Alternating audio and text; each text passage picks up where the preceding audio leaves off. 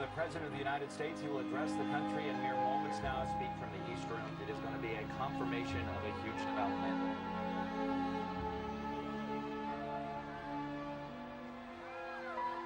Good evening. Tonight, I can report to the American people and to the world that the United States has conducted an operation that killed Osama Bin Laden, the leader of Al-Qaeda.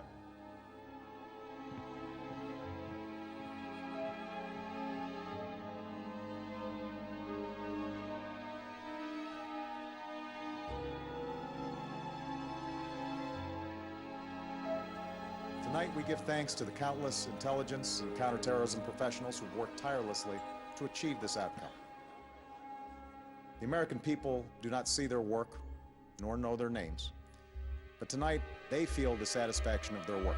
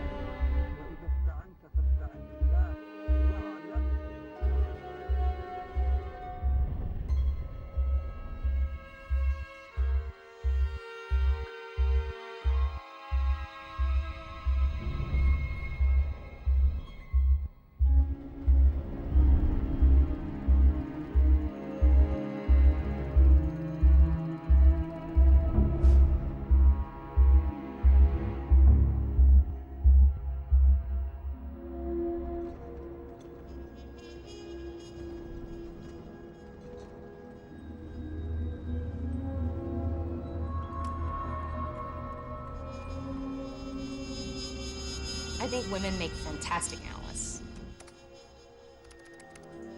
We have patience and perseverance. And we're not always looking for the sexy payoff immediately.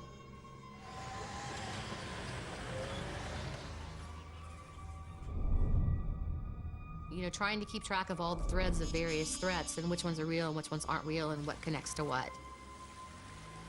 And, you know, people say, why didn't you connect the dots? Well, because the whole page is black.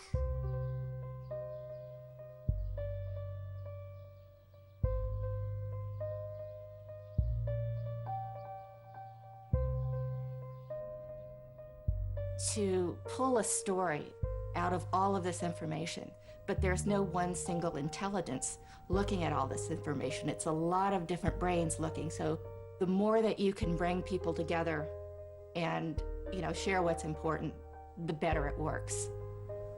At that time, the people who had really deep expertise in Al-Qaeda, they were women, and they did a job that at first did not make them very popular with their managers. I was counseled once in a performance review that I was spending too much time working on Bin Laden. They said we were obsessed crusaders, overly emotional, using all those women's stereotypes.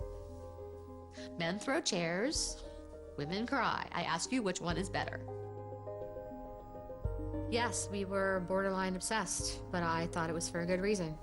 And were we crusading? I wouldn't call it a crusade. Were we passionate about what they were doing? Absolutely. And that's another bureaucratic norm at the time. You weren't supposed to be passionate about anything, which I think is ridiculous. How can you do something like this without passion? You can't.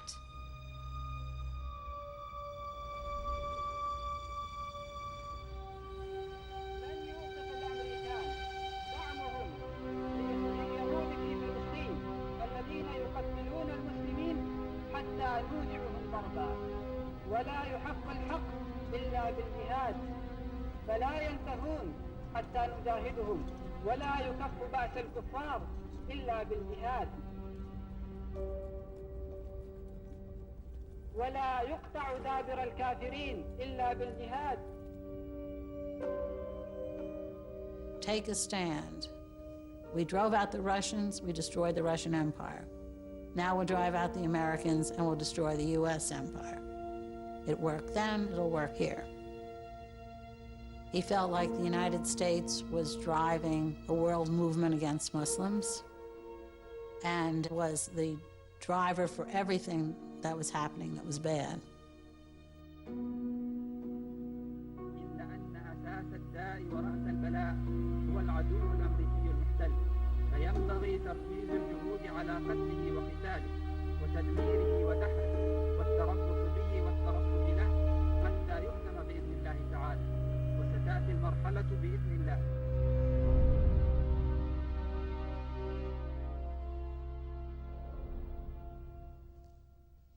Your starting point is Afghanistan.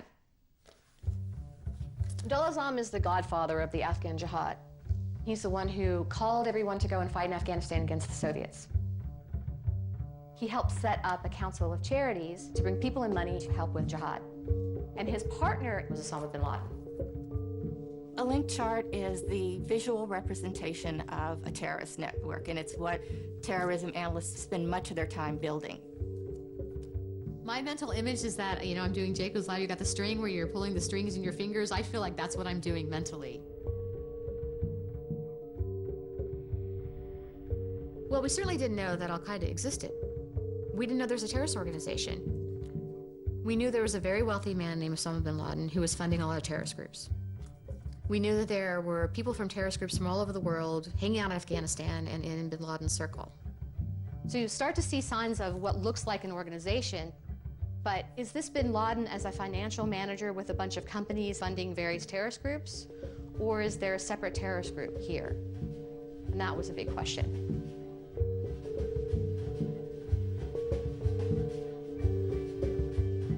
Even in the analytical community, there's a relatively smaller percentage of people who are really good at making sense of information that doesn't appear to be connected. So this is what we call pattern analysis, trying to figure out what things look like. And those people, you really need those people to work on an issue like terrorism, counter-narcotic, international arms trafficking, because you've got bits and pieces of scattered information from all over the place, and you have to try to make some sense of it. And these are organizations, certainly Al-Qaeda was one, didn't even want to announce their presence to the world for a long time. You have to try to figure out they're there when they're trying to deny even to their friends that they exist. That takes this talent, which is also a skill. And people would refer to it as magic. Not the analysts doing it, but other people who didn't have that talent referred to it as magic. What I have here are four $50. When you're following an intelligence event, sometimes things move and change in ways that you can't see. You might think it's in one place and it pops up in another, and you can't see how that happens. So these coins are going to jump one at a time from here all the way over to here, but they're going to do it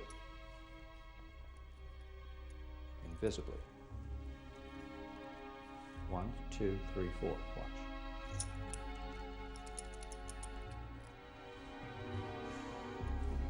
Did you see it jump? Reality is changing all the time. A single fact may come in which dramatically changes your understanding and your projection of where something's going. 2 and 2. Are you with me?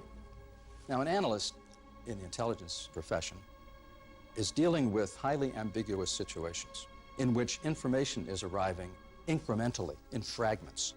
Are you with me? You never get the whole picture. The picture changes as these pieces arrive.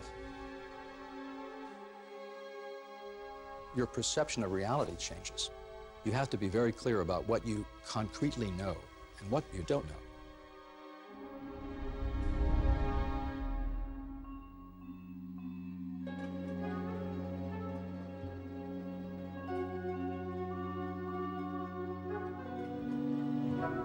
Alex Station was a collection of people who had backgrounds in everything from analysis to operations.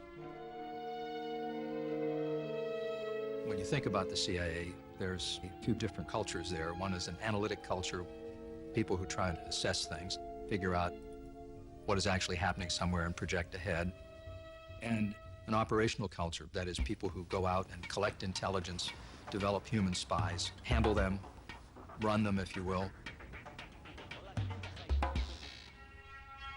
The unique thing about Alex Station was the fusion of analysis and operations. We pushed the analysts and the operations people together. So the operations people knew everything the analysts were thinking, and the analysts knew everything the operations people were doing, covertly, clandestinely, secretly, dangerously. And the fusion of those two things gave that organization the magic it had. The people I worked with in the beginning were 6 women. I walked in my first day there. I turned around my colleagues. This is a bay of 6 analysts. And I said, does anybody have any Tums? And all these doors opened with these gigantic bottles. I thought, oh my God, what have I done to myself? When I moved over, there was a group of women that I reached out to. We were trying to protect the United States. Whether we could do that, it's a big burden. I was drawn to those women because of the job that they were doing. I mean, substantively, they were so immersed in finding Bin Laden and tracking, and some of them had been around working this subject matter for so long that they were the people I went to. It wasn't even because they were women. Gina Bennett was a mentor of mine and still is. She worked on Al-Qaeda for 20 years. Gina and Barbara, they put a stake in the ground and said, it's okay if we're not operations officers, we can be just as effective. The rest of the organization didn't necessarily think much of terrorism analysts. And they said, but the terrorism people are just tracking things. That's not a real analysis, that's just tracking things. So we poor lowly terrorism analysts, we were tracking things. You're going to have certain kinds of people who are going to be the first ones to see something. When you're the first one off the block, by definition, you're going to be in the minority. That's what we were.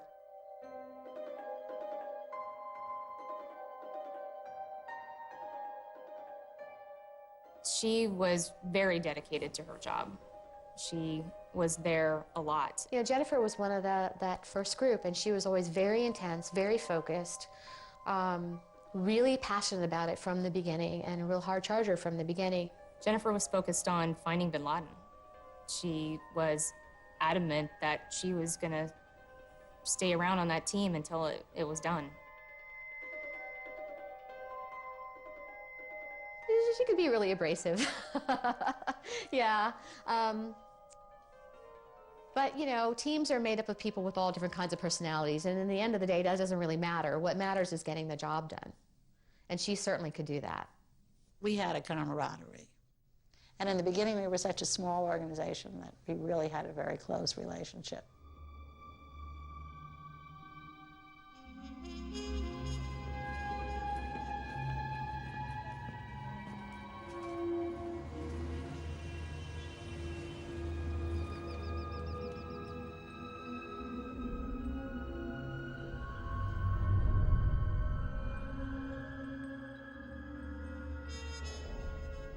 On the operations side, this is where all the spies work. Which are the ones you always see in the movies, are running around recruiting assets and, you know, playing James Bond or whatever. It is dangerous. It is dangerous. These guys need confidence to be able to pull that off. There's a fair amount of bravado. You know, we're case officers, all right? We're the jet fighters. We're the gangsters. We're the doers, you know. Analysts, come on, man. I think a component of the personality, in some cases, for the job. There's varying degrees of that. I was out in the bush, in that arena, downrange, regardless of your environment. You know, oftentimes you see on the movies, you know, you talk about agents. You know, he's a CIA agent. Well, the agents are the people we recruit. Hi, I'm the CIA. I'm assigned to this embassy. Would you like to be a spy? Quite doesn't work that way.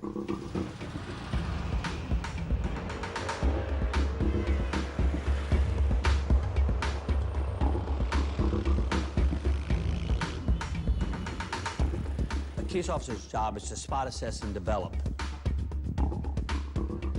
find people who have access to secrets, get to know them, get them to trust you, recruit them, and then keep them safe. In my particular experience, because I do speak Arabic. Alhamdulillah. اسمع وينك؟ لا أنا مش موجود في فلوريدا. لا يا حبيبي أنا موجود هنا في واشنطن.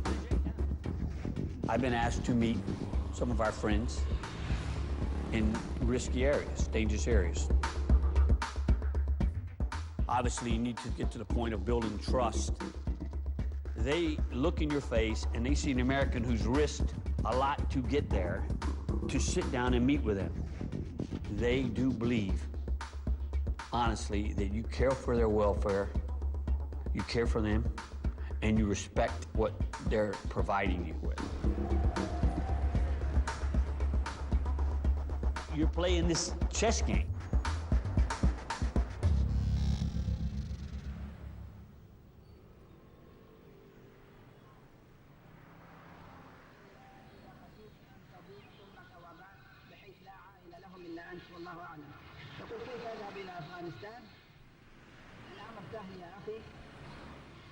فهنا في الرياض أو هنا في جدة على تليفون 67 10 837 ممكن أن توفر لك تذكرة عن طريق لجنة الإغاثة بتخفيض 75% من خطوط السعودية وتذهب إلى إسلام آباد وهم 67 10 837 يقول هل يلزمنا استرجاع ما مضى من أراضي الإسلام؟ He was recruiting basically very idealistic Saudi university students to come to fight the Soviets. Then some of them went to Afghanistan, including Bin Laden himself.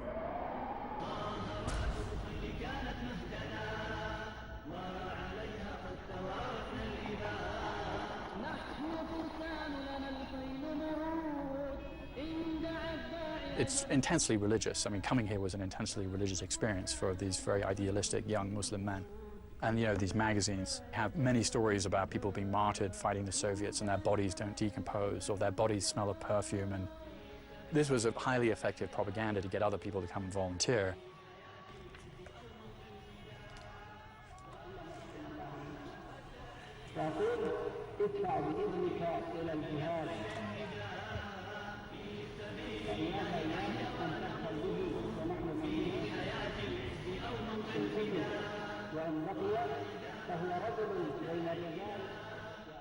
This magazine called Jihad was on sale in countries around the Islamic world.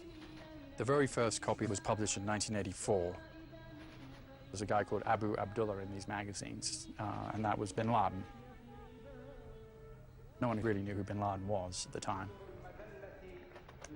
إسلام آباد وهناك تجد إخوانك إن شاء الله في انتظارك في المطار ويأخذونك إلى معسكرات التدريب. الله أكبر.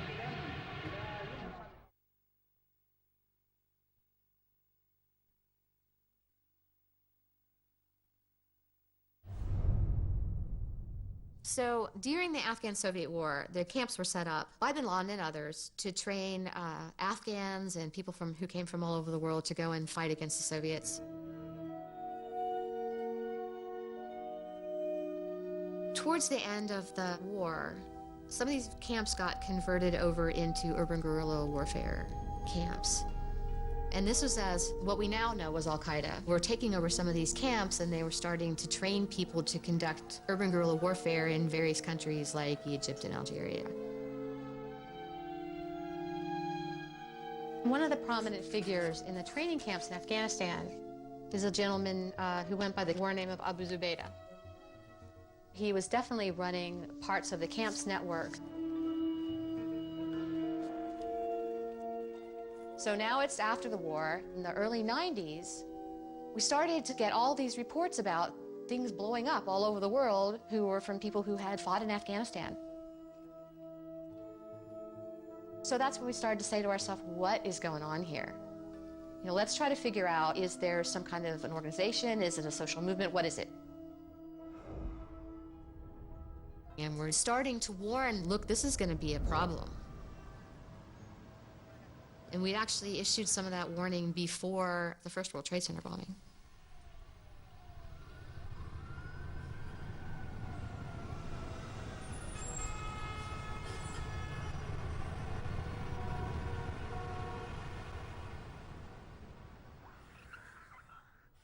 Ramzi Youssef, I'm sure everybody knows from the first World Trade Center attack. He is the cousin/nephew of Khalid Sheikh Mohammed. And the attack was partly funded by Khalid Sheikh Mohammed. The same year, there is the incident referred to as the Black Hawk Down incident. We didn't learn until later the extent to which Al-Qaeda at least was involved.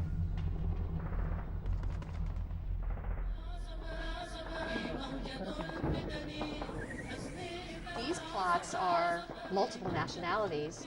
This is not your typical events, right? We can't pin this on any one terrorist group. What's going on here?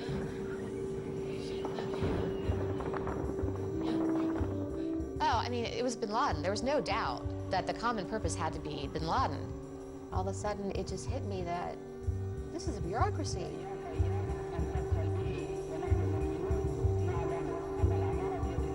So by 1998, we're able to say with confidence, this is a worldwide terrorist organization. Bin Laden is the head of this organization. Their goal is global jihad. They want to create a global Islamic government. It's not just about Saudi Arabia. There was still some debate about what's called, because some said it was called the Islamic Army. It was my analytical judgment that it was called Al-Qaeda.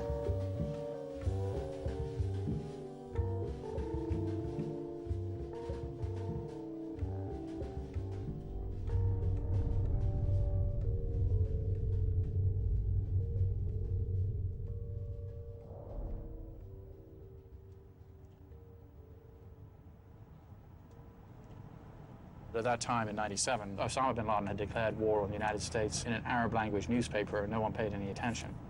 You know, the case that I made to them was, you know, if you're going to declare war on the United States, don't do it on the BBC, do it on an American network. And, you know, CNN is seen all around the world, and this is, you know, and also we have a reputation for being, you know, fair.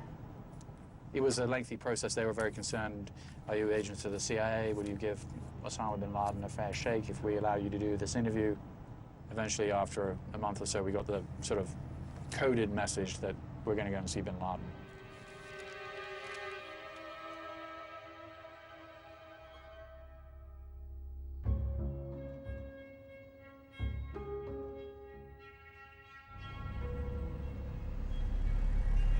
They picked us up at dusk in a van, sort of like this, right? It's yeah, very similar to this, yeah. But in the evening, yeah. Yeah, in the evening, yeah. And then they gave us the sunglasses that had cardboard inside them. Right, a sort of crude blindfolds. That's right. Did they put those on immediately on us? Or? Yep, they did. Yeah, yeah, that's right.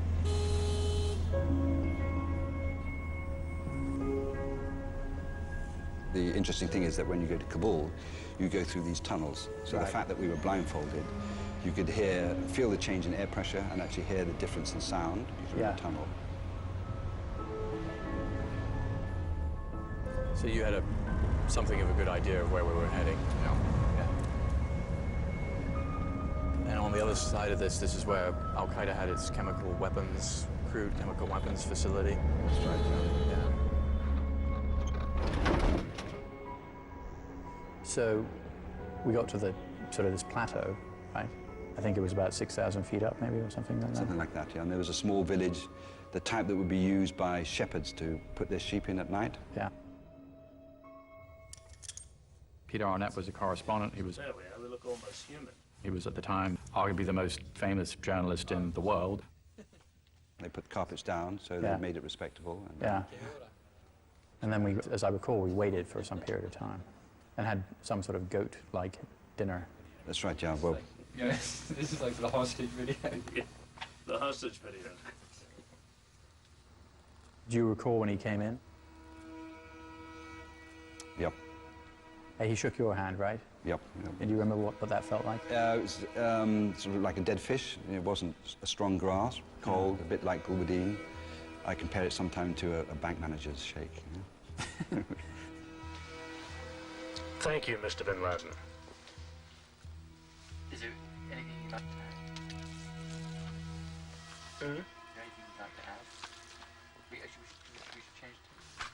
I think you just relax a minute, I think. Fine. Just relax now.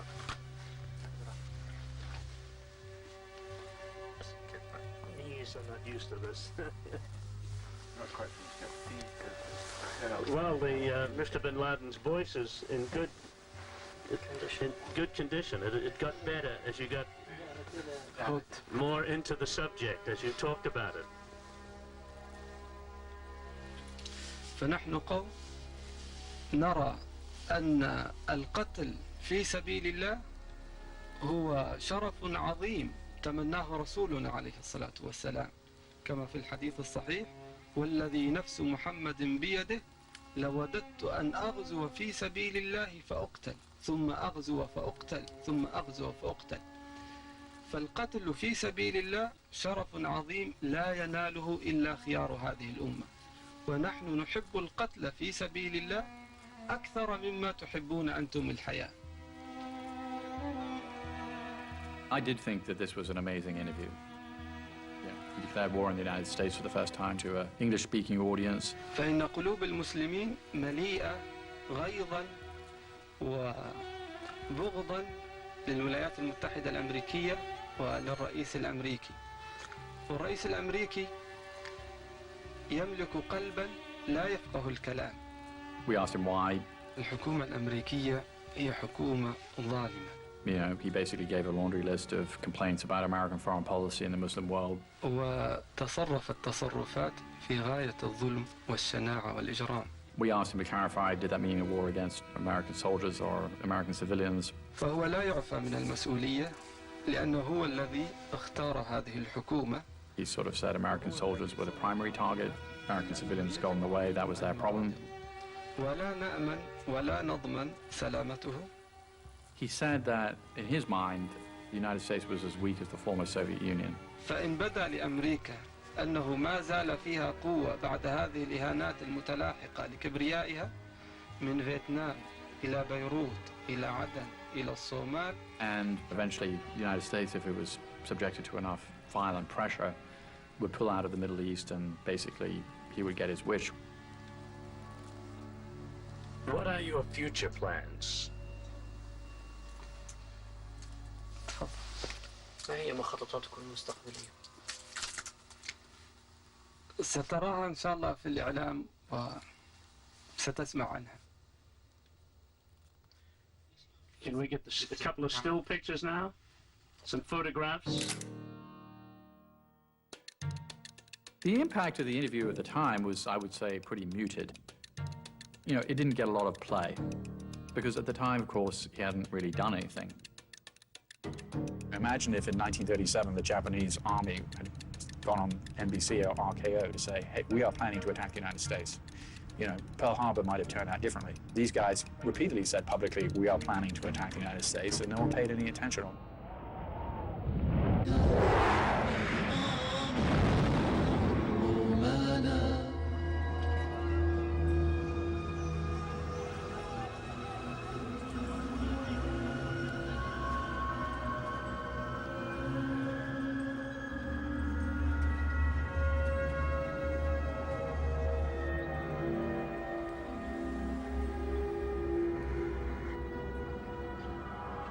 وقد ضربت هيبة أمريكا بفضل الله. وجاء الرد المزلزل وكان القصاص واستهدف المجاهدون المدمرة الأمريكية USS كول.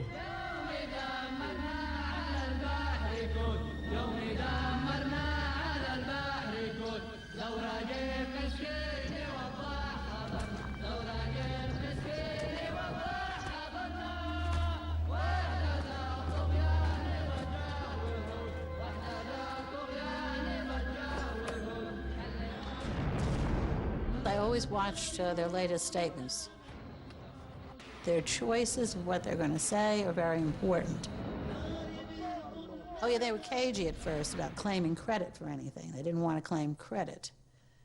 Then later on, they become more willing to take credit, in fact, demanding credit for it. فإن جهاد الأمريكان وإن قتال الأمريكان هو من صميم الإيمان ومن صميم التوحيد. You know, it's all this stuff hitting you, all these horrible images hitting you. Just this rapid fire, horribly evil music video slash horror film slash.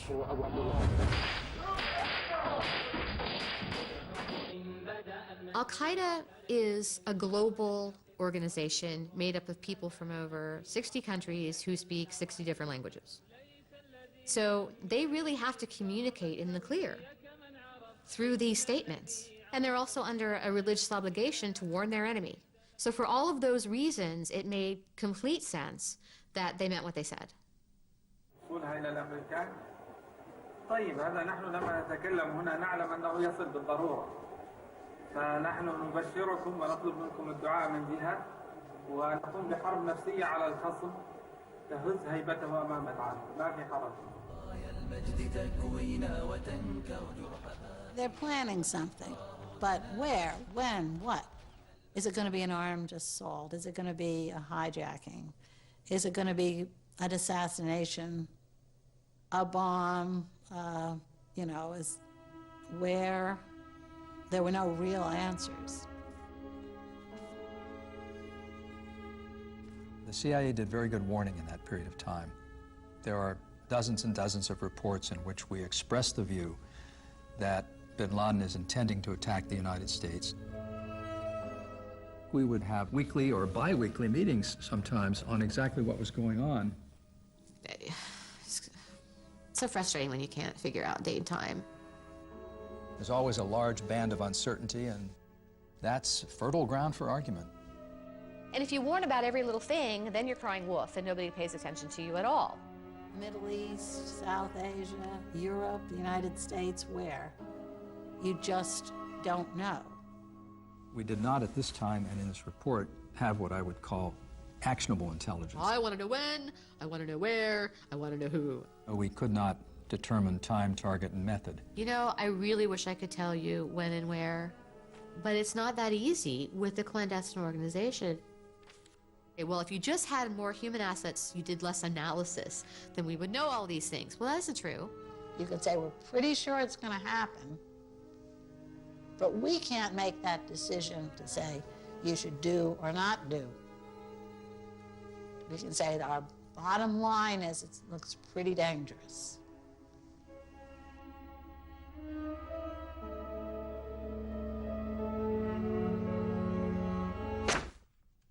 The headline says, Bin Laden determined to strike in U.S.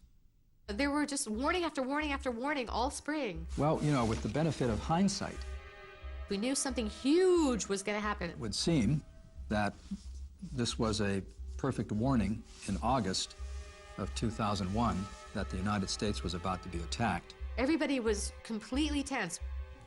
Why didn't we do something about this? The language being used by these guys was like, oh my God, what are they going to do?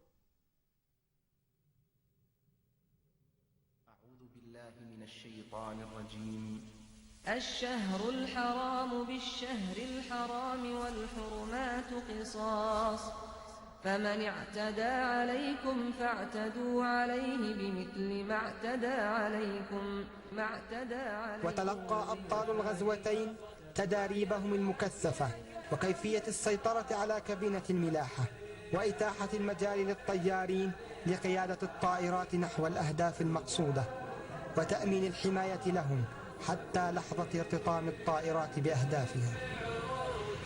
واصل الإخوة الطيارون إعدادهم في هدوء تام داخل العمق الأمريكي متجاوزين بذلك الهالة الإعلامية الضخمة المثارة حول القدرات الأمنية والاستخباراتية لأمريكا التي ملأت بضجيجها العالم كله.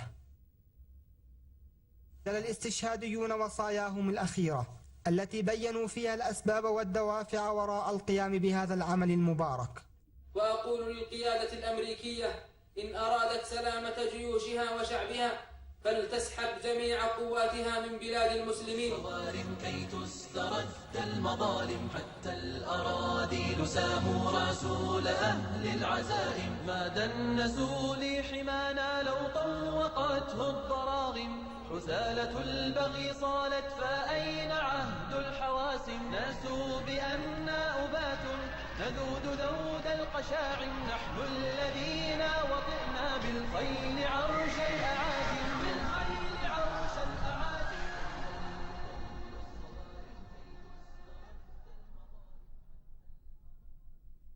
On the morning of 9/11, I was sitting in my office. I had my office was here. The office of the group chief was right next to it. And I had my door open, and I looked, and there was an analyst running through the row between the cubicles. And it was one of the older analysts. And you don't see older analysts running. I was in Jordan. I was at the CIA. 9/11, I was in my office at NSA. I was at the executive office building for the White House. I was in the Pentagon when it got hit. The first breaking news was coming in. Somebody has it on Real Player on at their desk. The report was saying there was a small aircraft that apparently had hit. Right then, second plane into the second tower, and I knew. There was no doubt in that office in that moment that this is what we were waiting for. This is it. That's the words that went through everybody's mind. This is it. This is Bin Laden. It's an attack, it's terrorism, and it's Al-Qaeda. I knew who they were. I knew what their intentions were. This is it. They pulled this thing off. We're going to battle stations. And we were all evacuated after that second plane went in because we thought the next one, that is the Shanksville plane, might be headed for us. It was complete chaos. Plane flew in under my office. My two assistants looked out the window and saw a 757 fly in under their feet. The order then went out for the building to be evacuated, except for the counterterrorism analysts. We essentially decamped from the high rises and moved on into the operations center. I said, look, she says we can't go, but, you know, if you want to leave, I'll cover for you. And not one of those people left.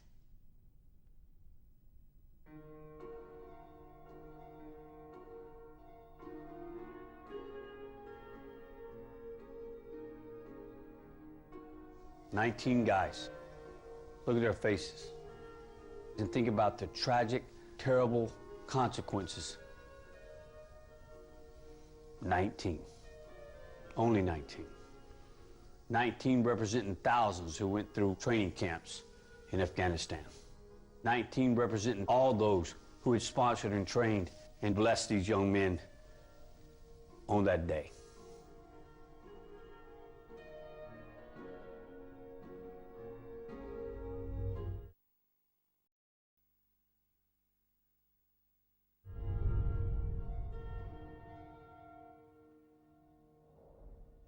This is where it gets hard to talk.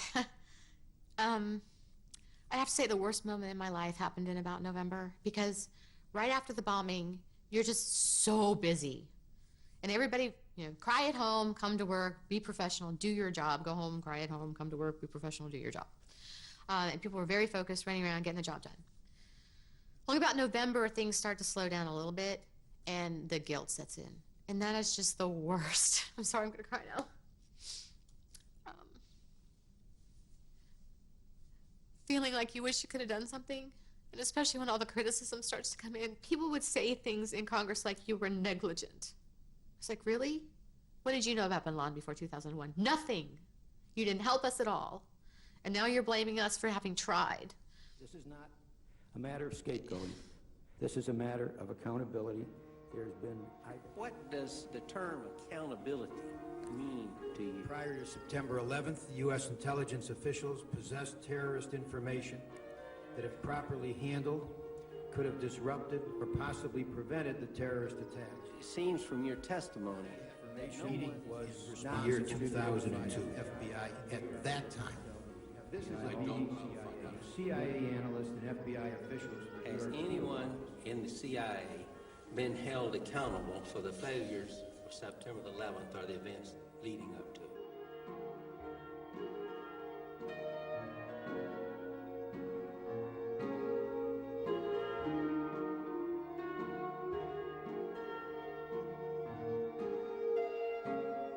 Jennifer called me not long after 9/11, screaming at me on the phone, and we were 2-second walk from each other in different vaults, but you did this is your fault, you didn't report on so-and-so, blah, blah, blah, blah, blah, blah, and I screamed back at her and slammed the phone down. And at the time I was really angry, and I actually really never spoke to her again. But looking back on it, I think it was just a manifestation of her passion and her own sense of guilt. I mean, everybody felt it.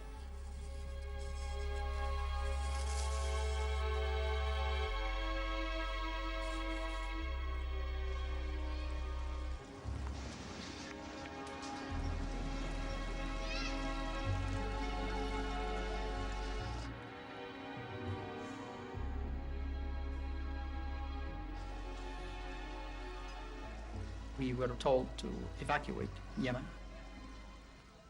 The entire team already boarded the plane, and I was asked that I should stay, and to talk to an individual named Nathir al-Bahri, Abu Jandal.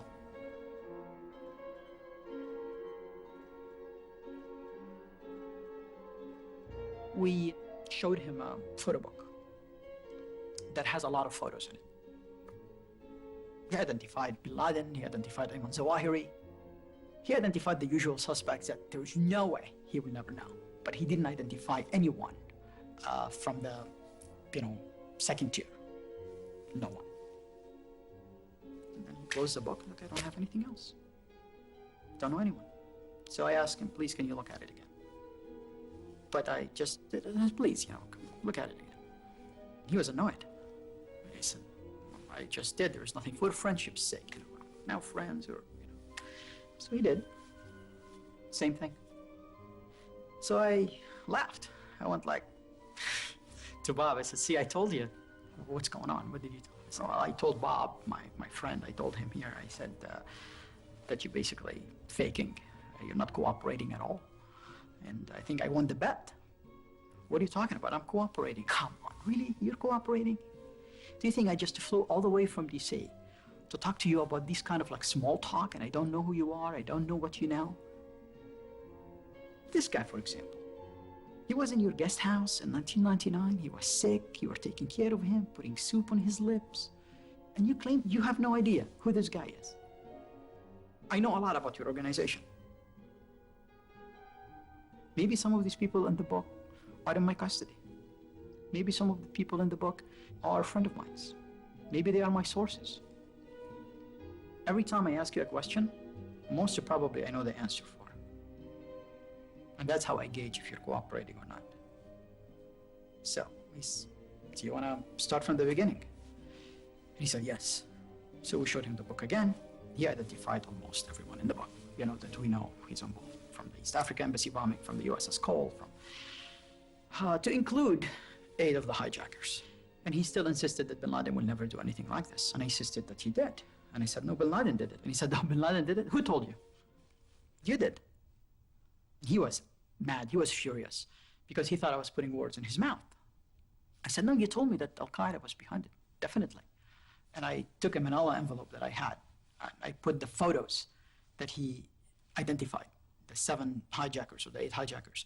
I put them all in front of him. I said, do you want to know who the hijackers? Those are the hijackers. You told me they were Qaeda members. You told me that. He was in total shock. He put his hand like this, and he started shaking. And he asked for, 5 minutes. Gave him 5 minutes, came back. I said, so what do you think now? And he said, I think the sheikh went crazy. What do you want?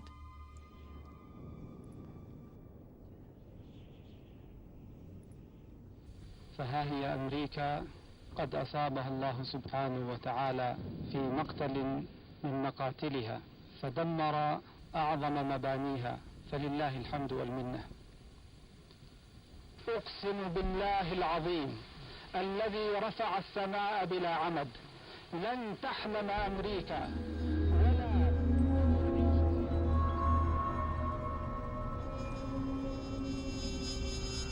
A small group of people, many of them women, were blamed. They were blamed. They failed to connect the dots. If I hear that, the Washington machine turned on them and said, it's your fault. Sit and do a line diagram, and where you failed to connect the dots. The dots were there. It's us who decide that we need to erase the dots. Hello? They're coming at us. Those were late nights.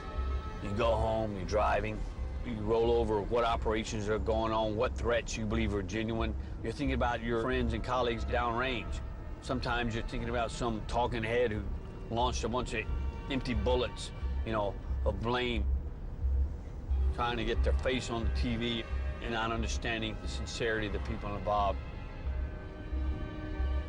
That would cause me grief the next day, because I knew I was gonna have to go in and tell people, listen, they don't understand what you do. Don't you know that? Now let's get it on.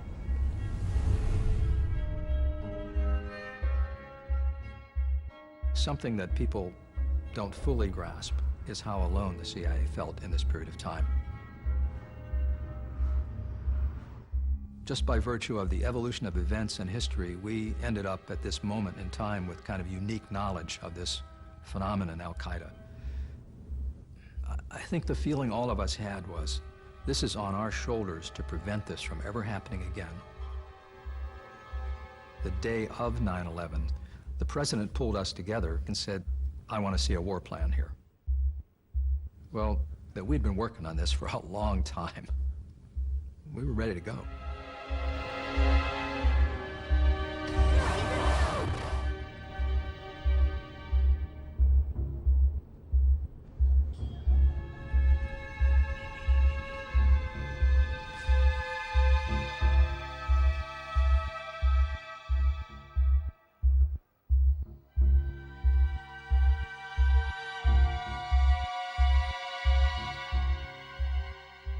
The challenge when you look at Al-Qaeda after 9/11 was to understand it well enough first to disrupt it and then dismantle it.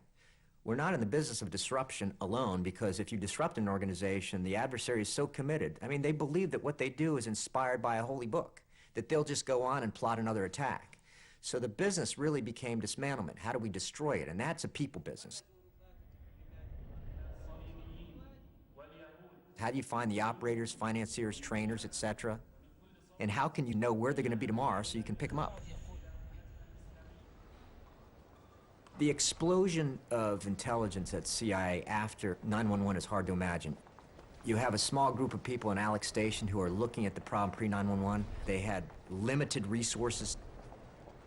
After 9/11, that small core group of people is dwarfed by the newcomers into the center post-9/11. It was a foundational change in the organization.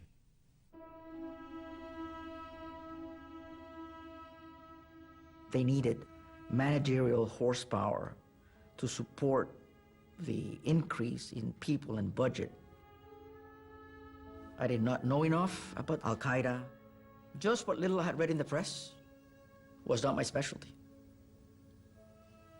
But, you know, if you've had 25 years of experience, you come with a pretty good sense of what needs to be done, even if it's a new target for you.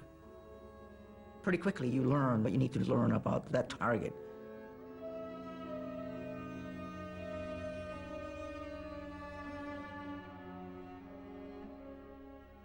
I became the head of the counter center just about the time when we were dealing with all these threats.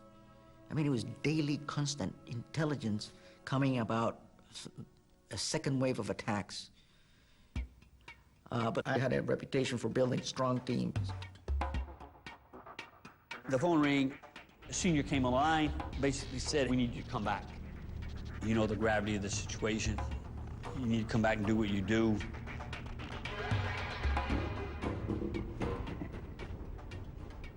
Basically came back to be the senior manager for the worldwide effort against Al-Qaeda.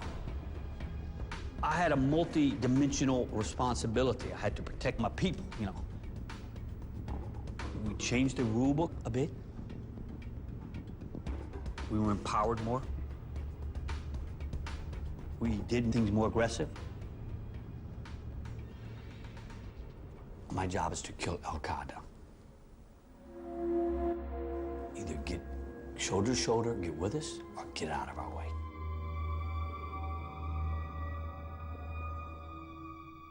We had been focusing on capturing Abu Zubaydah. He knew who the leadership was. He knew their methods of attack, their targets.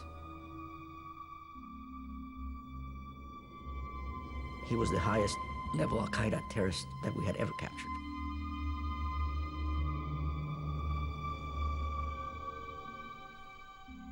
When we captured him in March, he was severely wounded, and we knew we had to get him out of Pakistan. And in the past, the way the U.S. had dealt with issues like this was to transfer the terrorist to a friendly country for interrogation. But we needed to take responsibility for high-level terrorists ourselves.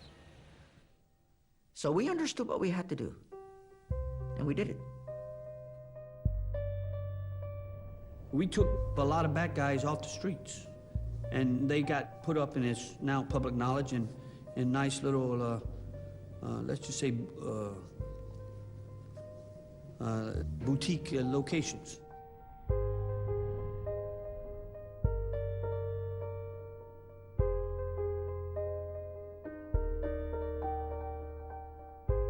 Basically, you have two things you have to bring with you to an interrogation room, especially with individuals like Al-Qaeda. You have to bring knowledge, and you have to bring empathy. And if you don't have those two, I think most probably you're going to fail. And he gave us a couple of pieces of information during that early phase. But then he stopped talking. When he regained his strength, he stopped talking.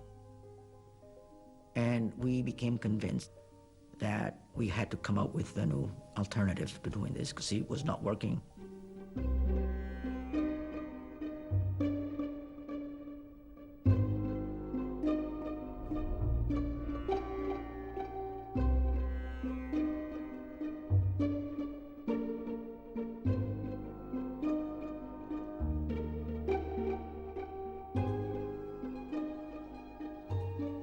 The 12 techniques, in my humble opinion, were pretty wimpy stuff.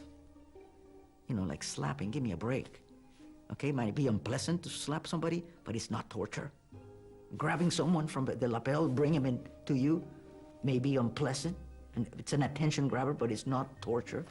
We didn't ask for this. We did not ask to get attacked. They did it. And so if we can't make them uncomfortable to save lives, then we've missed the boat here. I believe that the intention was, we can never allow this to happen. Let's do whatever needs to be done. They're straight up haters. There is no reasoning with them. Some individuals who were at the time in places to make decisions believe that the only reason you deal with these individuals is by techniques like this. If you deal with some of the hardcore, our detainees, they might have become compliant, and they may be jovial and engaging, but if you ask them, what are you going to do if you ever get out? They'll go, I'm going to come kill you, my friend. All the information that came from Abu Zubaydah, we got before waterboarding. Most of these things came from traditional interrogation techniques, by showing people evidence, by putting detainees against each other, by pocket letter. So the traditional interrogation techniques work tremendously. We had the interrogators and we had the debriefers. Interrogators would work with a detainee, and once they became compliant, they would step back, and the debriefers, the targeting analysts, the people who knew the most about the target would step in and would begin to question them. Jennifer Matthews was there, sitting in front of Abu Zubaydah, asking them questions. There is a big difference between being an expert behind a desk and being a field expert. You can't argue with success. And the fact of the matter is that we were extremely successful. Once we started using the techniques on Abu Zubaydah, and once he became compliant, we started to collect incredible intelligence. Abu Zubaydah gave us the playbook of how to go after these individuals. So in short order, every chief of operations was either captured or killed.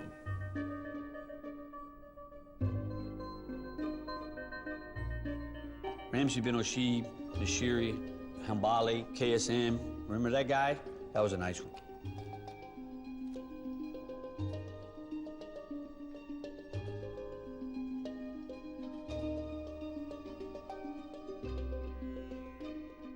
But they had him in an Arab yuppie outfit. You know, he's looking very prim and proper. Yeah, I'm like, forget this. I want every guy, bad guy downrange to know what their future is. This is their Mac Daddy. This is their chief gangster. This is your future. Khalid Sheikh Mohammed was waterboarded 183 times. They tried to quantify the numbers of pourings of water. And eventually the pourings of water used in waterboarding became times. So 183 total pourings of water on Khalid Sheikh Mohammed became 183 times, which is crazy. Look, it's not FBI versus CIA. I know for a fact that everything that we've been told that resulted because of waterboarding, that's not true. Only 3 terrorists with American blood on their hands were ever waterboarded. In many cases, it was just a few days. In the case of Abu Zubayr and Khalid Sheikh Mohammed, it was just a few weeks. This program evolved because, you know, some of the stuff that they tried to do was not working. And during the evolution process, I realized that we shouldn't be part of this, and I shouldn't be even a witness for this. And I reported it to our headquarters, and headquarters pulled us out. We all knew Americans would find out at some point about everything we were up to. There are no illusions. And so you have to try to provide a lens of history that doesn't exist yet. I understand people are uncomfortable with this, but the options we had were not very good. السلام على من اتبع الهدى أيها الشعب الأمريكي حديثي هذا لكم عن الطريقة المثلى لتجنب منهات أخرى وبين يدي الحديث أقول لكم إن الأمن ركن مهم من أركان الحياة البشرية وإن الأحرار لا يفرطون بأمنهم فبالرغم من دخولنا السنة الرابعة بعد أحداث 11 فما زال بوش يمارس عليكم التشويش والتضليل. In the aftermath of 9/11, people expected and realized he would probably go to Tora Bora, which he did. After Tora Bora, he more likely than not went up to Konar, and then somewhere.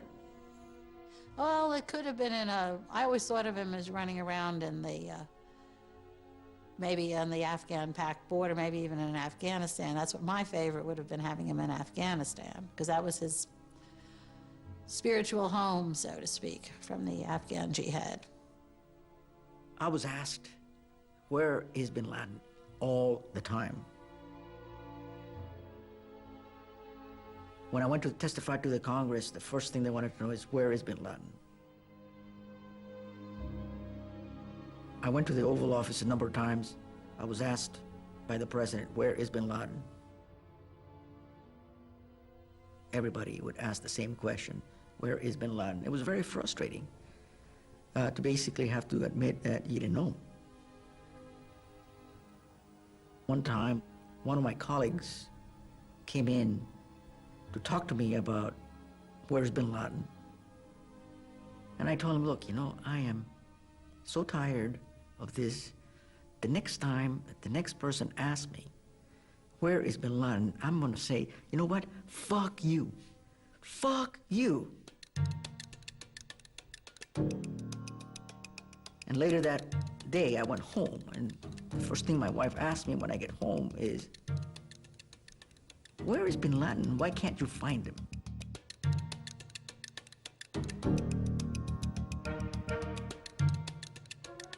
The toughest position to be in Al-Qaeda then was number 3, number 4. Because why? You had to communicate. You had to communicate to get attacks done. You had to communicate. And if you were doing that, we're on you. Frankly, even though in the back of our minds we knew we had to get him someday, we were actually too busy going after those who were actually plotting against us. Congratulations, Abu Butthead. You're now number 3 in Al-Qaeda. That's the good news. The bad news is you're now number 3 in Al-Qaeda. You better buckle your chin strap, because your career path is probably going to be short-lived.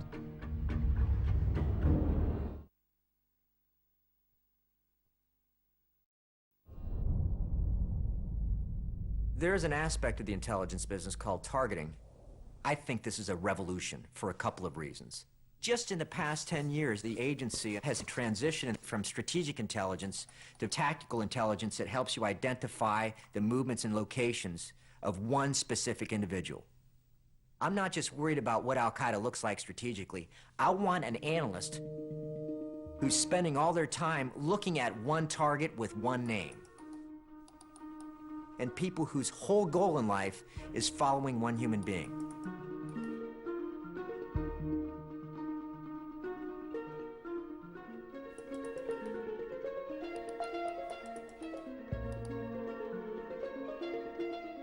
I went to the other women who had become targeting officers when I moved over, Jennifer Matthews and some of the other women who had already paved the way, just to ask them, how do I do this? I have to build this from the ground up, kind of like they did on the Bin Laden side.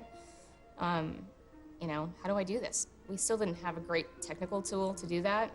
I built a spreadsheet.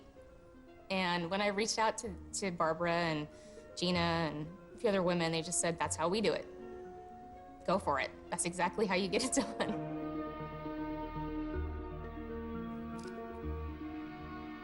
You're leaving a digital trail every day. So are terrorists. When that person travels, when that person gets on a phone, when we get information from a courier in Al-Qaeda about who he's touching, and we bounce it against information we might have found out 2 years ago. They're looking at a human terrorist in the field, and they might send a cable to a station that results in action against that target the next day.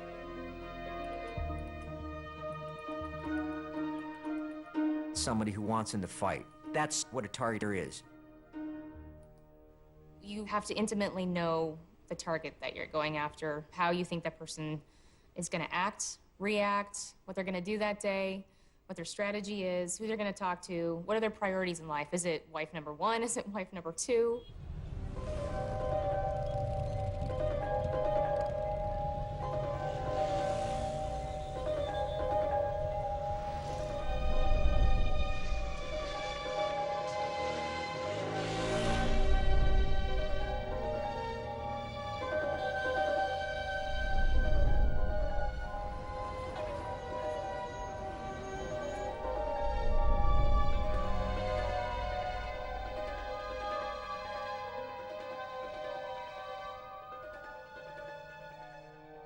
I was in Baghdad shortly after the war started, and it was kind of like being in the Wild West.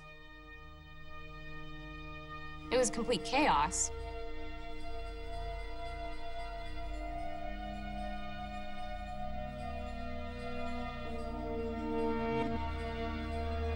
Bin Laden was initially excited about this. He was excited about Iraq. This is something he couldn't, at the time, pull off, so he was happy to support the endeavor.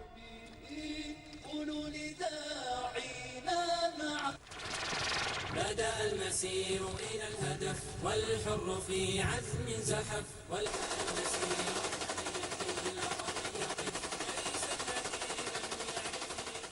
He was such a brutal terrorist. I just felt like we owed it to the people of Iraq to remove him.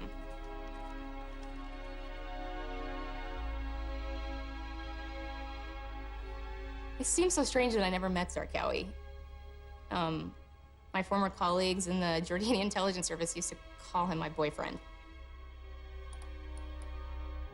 مع كوني أميراً لتنظيم القاعدة في بلاد الرافدين خادم الجهاد. I felt like I knew Zarqawi too well. المعتز بالله تعالى أخوكم أبو مصعب الزرقاوي. He was a quiet guy in a pathological sort of way. I mean, he was a monster. There were calls at 2, 3 o'clock in the morning from the group chief every time a bombing happened, every time he set off a BBID, every time he targeted a mosque or anything. You know, just thinking about him 24/7, and it wasn't pleasant after a while. The model, to me, is very clear. Our special forces, our JSOC operators, their analysts, our analysts, their operators, our operators, were working in hand. They were downrange. They were downrange in our fuel stations, assisting in operations, bringing that expertise there. And the lessons and the ability to take intelligence operations combined with special operations to create a synergy, a deadly synergy. And your job as a targeting officer in a war theater is to help point boots on the ground or something up above toward a target and be as accurate as possible.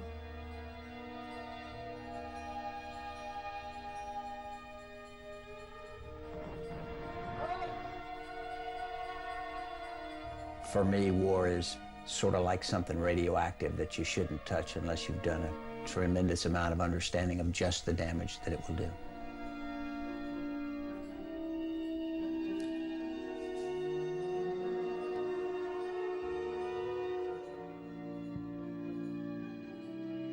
You can flirt with the idea that I can cross the line and go into the dark side and then I can walk back because I'm going in the dark side for a good purpose. And there are times when that may be appropriate, but it is dangerous. It's easier next time to cross. من الذي كذب عليكم بشأن الحرب على العراق؟ الأشلاء الممزقة تحت أنقاض البيوت. سلاح؟ لماذا؟ وين المقاتلين اللي هنا اللي يقاتلونهم؟ لا يوجد إلا النساء والأطفال.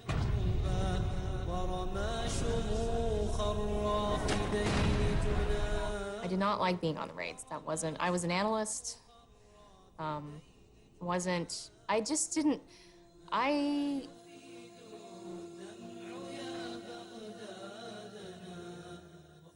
think there are questions about an intelligence organization that slowly gets involved in executing these types of global counterterrorism operations.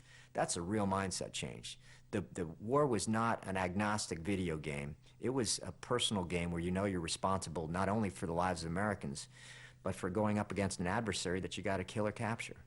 August of 2004, I think we did 18 raids that month in Iraq, our force. 2 years later, in 2006, same month, Iraq also, we did 300 raids. Our ability to collect intelligence, act on intelligence, and then collect more intelligence had taken an almost industrial size and speed to it.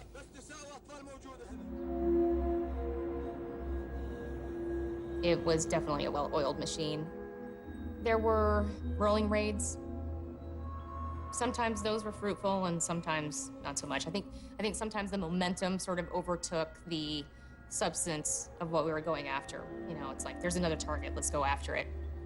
Just because we can. The machine just kept going. We had executed thousands of these kinds of raids in Iraq and Afghanistan, and we got better and better at them. So it was that evolution, in particular with the CIA, in ways that we just couldn't have imagined in 2001 or 2002, but were absolutely critical, as it turns out, in order to be able to meet this threat. But you definitely need to know what your moral center is and how you define that for yourself in order to be able to do that job. I mean, I worked in a center where my job was to hunt a person down to capture a kill. I mean, I had to be okay with that.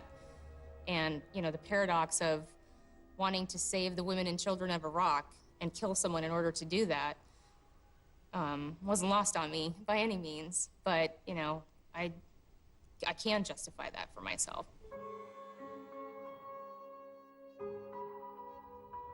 The war on terror. How can you have a war on terror when terrorism is a tactic? You have a war against people. So the question immediately becomes, who are the people that we're fighting the war against? And I think still most people don't understand why they hate us. فلا تعجب عندما يسخرون لأجل هذا المشروع الصليبي من جميع أنواع الأسلحة. Some strikes are necessary, but if our solution to this kind of problem is to just strike without trying to take effective efforts to prevent the rise of threats, it's endless.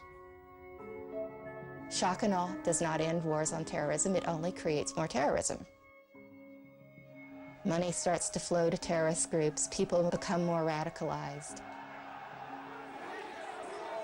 Wars on terror should be fought under the radar as quietly as possible. But counter-terrorist operations are, by their nature, not very satisfying to a frightened public.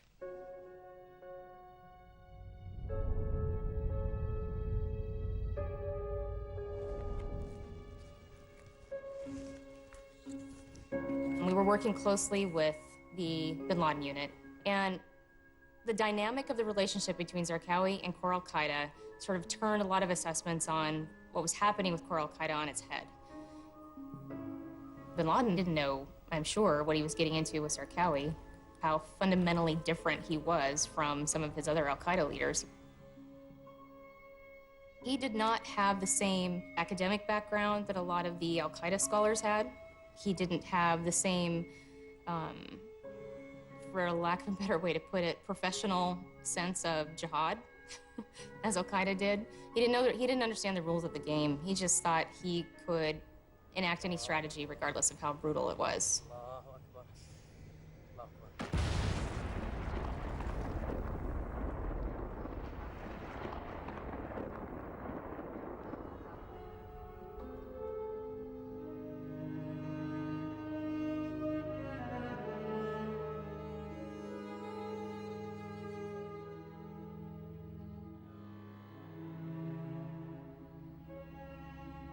It was surprising to hear that Zarqawi was not being deferential. He was being insubordinate.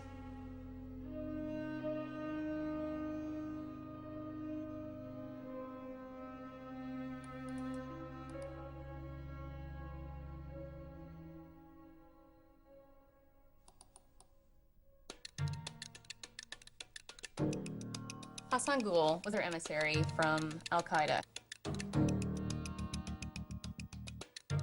He was actually bringing over another letter from al-Qaeda Central to Zarqawi about how he should be conducting operations in Iraq. When we realized that Hassan Ghul would be traveling to Iraq, we decided this was an opportunity for us. So we actually planned an operation with, it was my team, with our base and the Kurdish government to capture him. And the Kurdish government kept him, and we definitely gained a lot of information out of him, including al-Kuwaiti's name and the role that he played with bin Laden. Did that answer? Do you know how this name, Ahmed al-Kuwaiti, came up?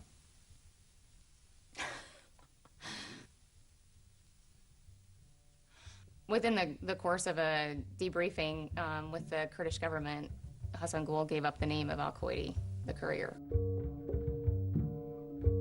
Ahmed from Kuwait, it was significant information. Even though we knew that the pseudonym al-Kuwaiti was a throwaway, I mean, who, you know, it's like saying Jose the Puerto Rican, you know, could be anybody. The key is what he told us about bin Laden, not using any other means of communicating. We asked Khalid Sheikh Mohammed about the information of the courier. And he kind of just... He jumped back. His body language jumped back, he changed. And he said, no, no, no. Look, we all know, even as little kids, if suddenly you react and go, no, no, no, it probably means yes, yes, yes. He had not been truthful, but later, and this is the benefits of having black sites, we intercepted a communication from him to some of the other detainees. He told his fellow detainees not to say a word about the courier, thereby telling us a lot about the courier, that he's of tremendous importance, and that we were onto something.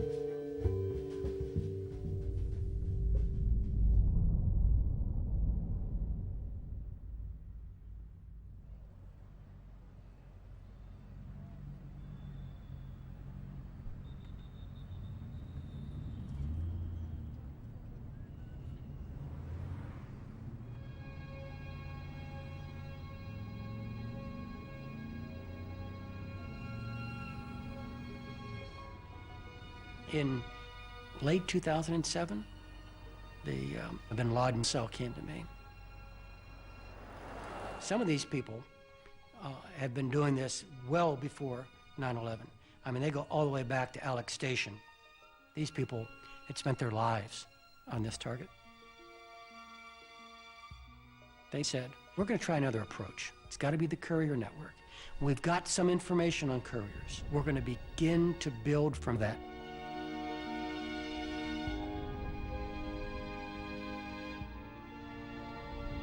The way it works is, information comes in, you catalog it, you organize it.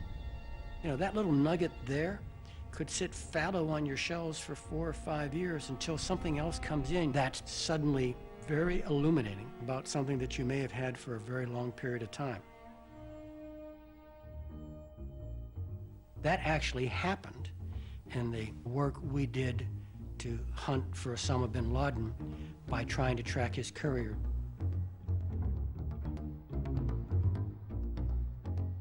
It took years for the agency to recruit the human source that eventually gave us the true name. That's why we're in the business of clandestine human intelligence, because in many cases, all these fancy gadgets and everything else won't give you the information that you really need, a true name. And we finally got his true name, which is whatever it is, whatever Arabic name, But the true name, we were able to find out a lot about him. From then on, the agency was able to do what he does so well, track the guy and find him. Very soon after that, I briefed the president. I said, I gotta tell you, Mr. President, my guys, they seem a little optimistic about this. They actually think this could lead somewhere.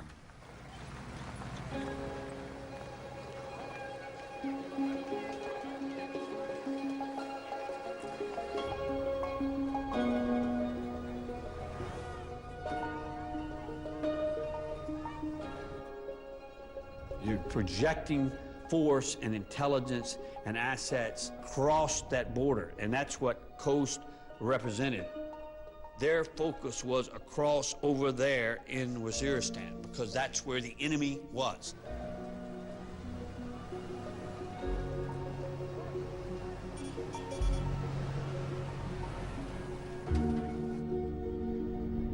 Jim Matthews was the chief of base of the CIA base down there. She was there to have her fingers right on the pulse of the information that was coming through the base. She never enunciated that, so to speak, in such stark terms, but my sense was she was there to target and kill senior Al-Qaeda leaders. I asked her, do you think we're gonna get them? She smiled and said, we'll get them eventually, and I hope I'm a part of it, so.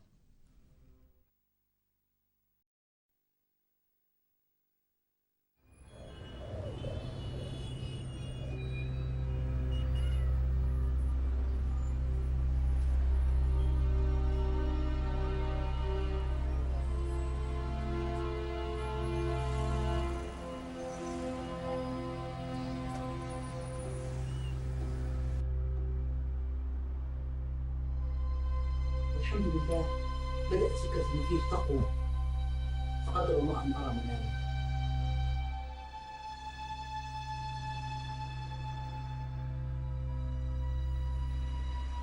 لقد رأيت الشيخ أبو مصطفى الزرقاوي وكأنه في المنام وكأنه في بيتي.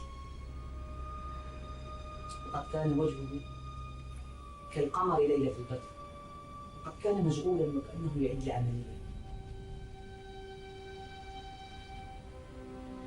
وتمنيت أيضا أن نقصف فنقتل معا.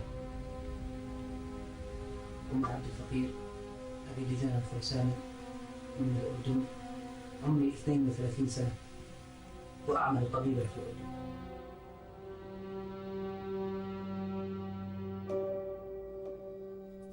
He's not at all what you'd expect as a radical. He's a doctor, he's working at a refugee clinic.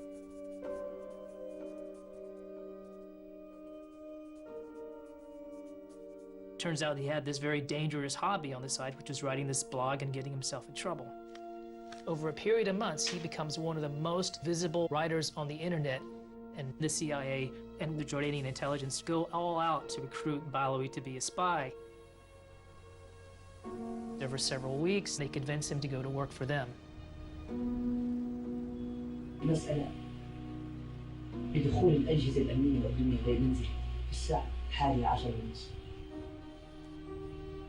اعتقلوني وأرسلوني إلى وادي السير دائرة المخابرات هنا.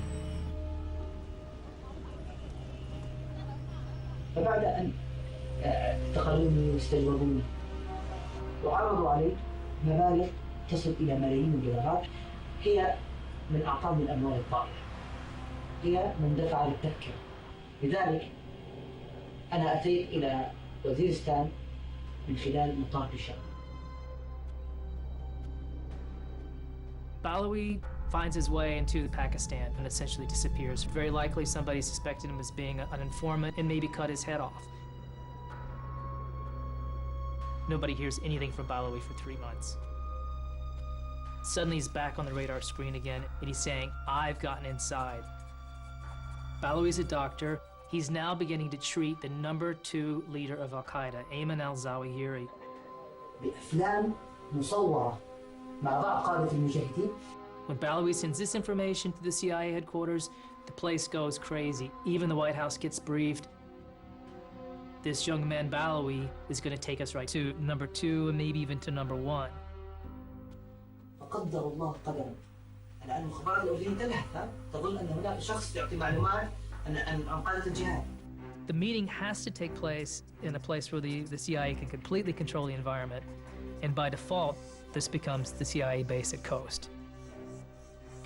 It falls to Jennifer Matthews to come up with a plan to get Balawi inside this base at Coast without being detected. Well, the problem is that nobody in the CIA has ever met with Balawi.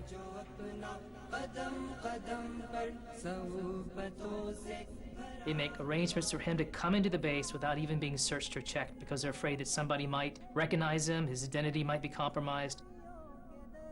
اللهم اهزم المخابرات الأمريكية والأردنية. اللهم اهزمهم وزلزلهم. اللهم وامنحنا أكتافهم يا رب العالمين. اللهم واجعلنا نسبب مقتل عظيما فيهم يا رب العالمين. اللهم تقبل دماءنا. اللهم تقبل شهادتنا يا رب في علمين. People have been too quick to blame Jennifer, and that I reject totally, because there were many people looking at this operation.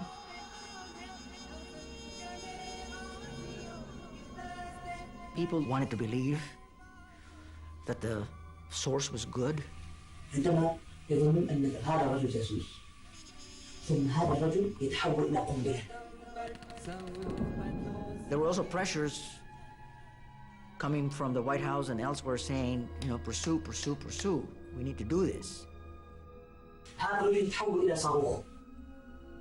I'm sure there were people, voices out there saying, maybe not. Maybe we should slow down.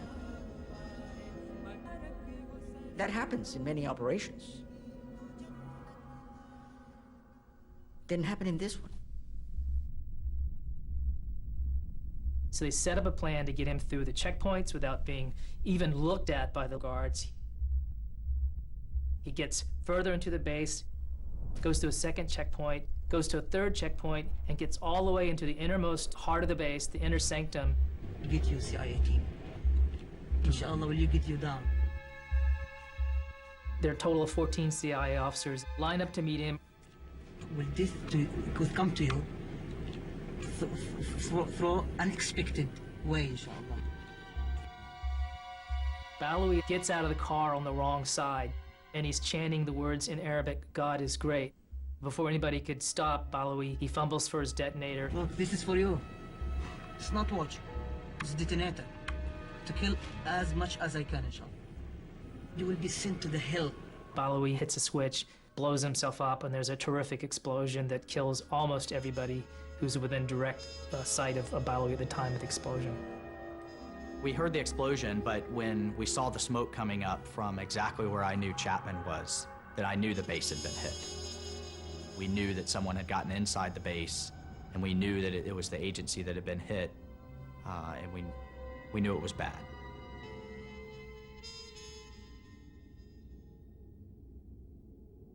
By the time we got on the scene, it was an ugly scene. There were parts everywhere. The conventional unit that was there landed the helicopter right in the courtyard and evac'd as many of the wounded as possible. You know, he said Jen didn't make it.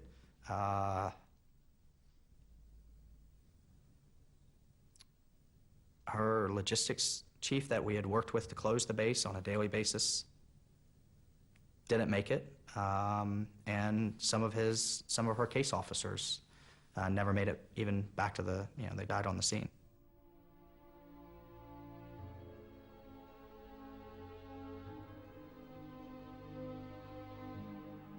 When you do this and do this and do this, eventually you lose one. And we lost. We lost really good people.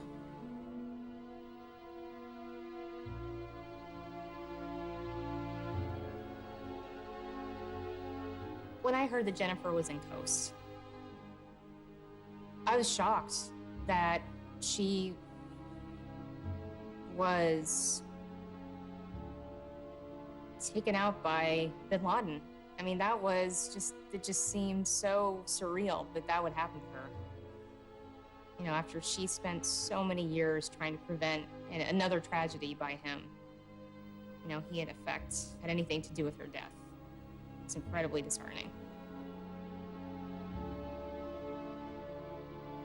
There is some criticism of the agency. Frankly, I understand that. But you don't get a Abbottabad without Coast. An agency that's not willing to take the risks that were evident at Coast, which unfortunately ended tragically. That agency, if it's not willing to do that, is not an agency to do what it had to do to build that trail all the way to Abbottabad. And in fact, some of the human beings who built the trail to Abbottabad were actually killed at Coast.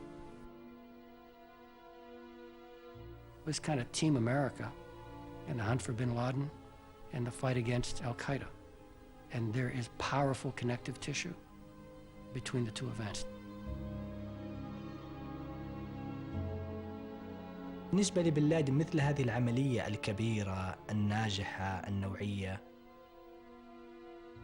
ومن بين هذه النسب هي عملية همام، لأن كانت استهدفت العسكريين وهي أهم فئة لدى تنظيم القاعدة، واستهدفت أيضا عناصر من العسكريين مهمين أيضا وليسوا كأي عناصر، اللي هم عناصر مهمين يعني أهميتهم عالية.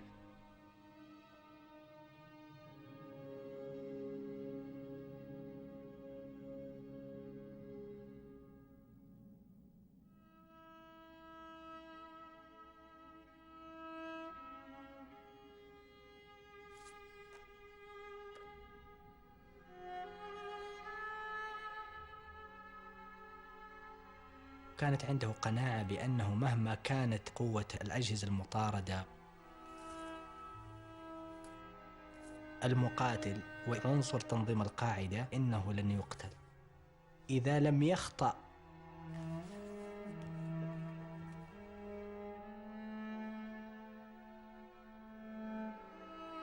ما هو الخطأ الذي ارتكبه بن لادن في نظري حتى قتل؟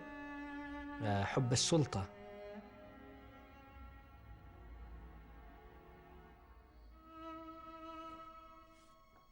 فكان يرسل المراسلين باستمرار إليه من بن لادن إلى عطية الله ومن عطية الله إلى بن لادن،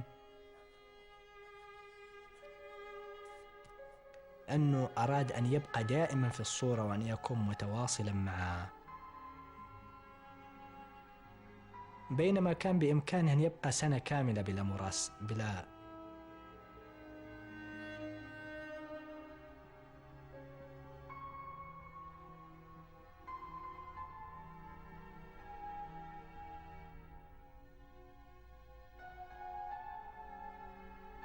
لكن بن لادن الذي كان أبجدياته الفكرية أو أيديولوجيته الفكرية الجهاد والموت وكذا،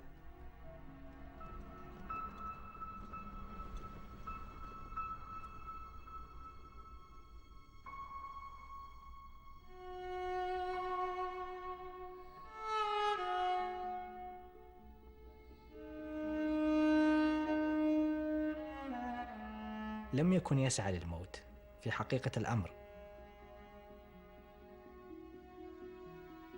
وهو يقول أنها الموت جميل ورائع في سبيل المبادئ والأهداف، ولكن في حقيقة الأمر هو لم يسعى للموت، حاول التشبث بالحياة حتى آخر لحظات من حياته، ولذلك عمل كل الأسباب ليبقى حياً.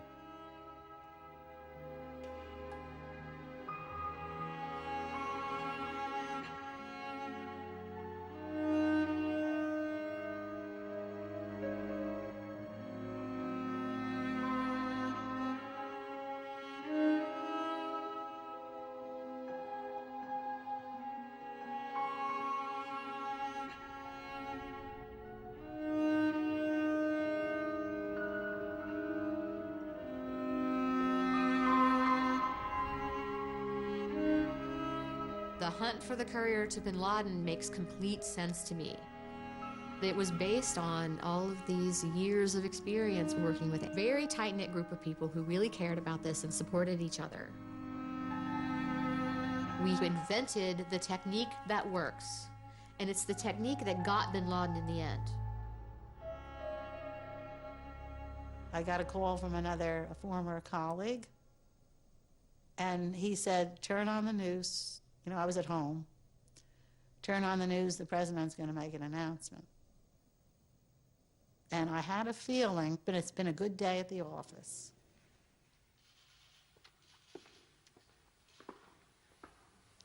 Good evening. And then finally, it's him. They got him. They got him finally.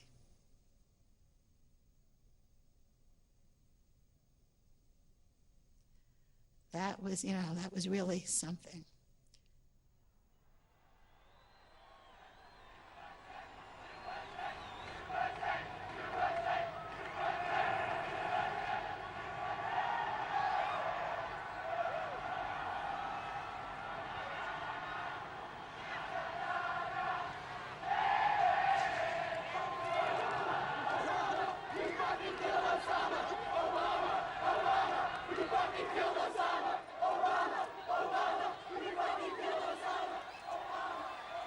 I'm not sure America has made the effort that it needs to understand what it is we just went through. The really key part is not how to do these operations. The thing to understand is why are the people that we are fighting doing what they're doing? Why is the enemy the enemy? If you don't understand why they're doing it, it's very difficult to stop. We don't speak the language enough. We don't understand the culture enough. We haven't taken the time to not be blind, deaf, and dumb in areas of the world that matter to us.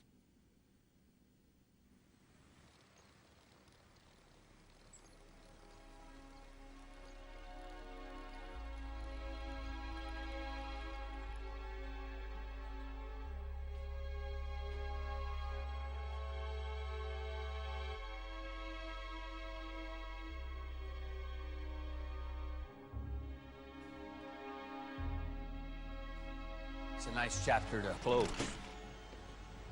Nice chapter to close. It's not over. Sadly enough, I think we're gonna be in this situation again.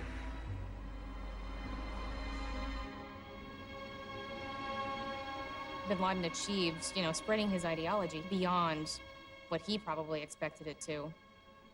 How do you kill an ideology? Killing one person doesn't end that. I don't like it. I don't want it to continue. I hope it stops. I hope we don't live in a world where you deal with an adversary that loses respect for the sanctity of human life. But look, this isn't a picture from a video arcade. This is a human being who has a family and a soul. So when you confront that, what are you going to do?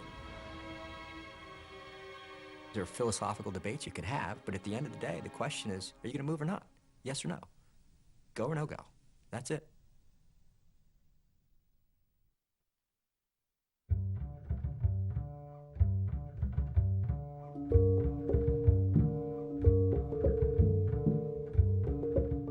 Haunting, thrilling, and authentic. Love or hate, he is British fashion at its finest. McQueen, available now on Sky Documentaries.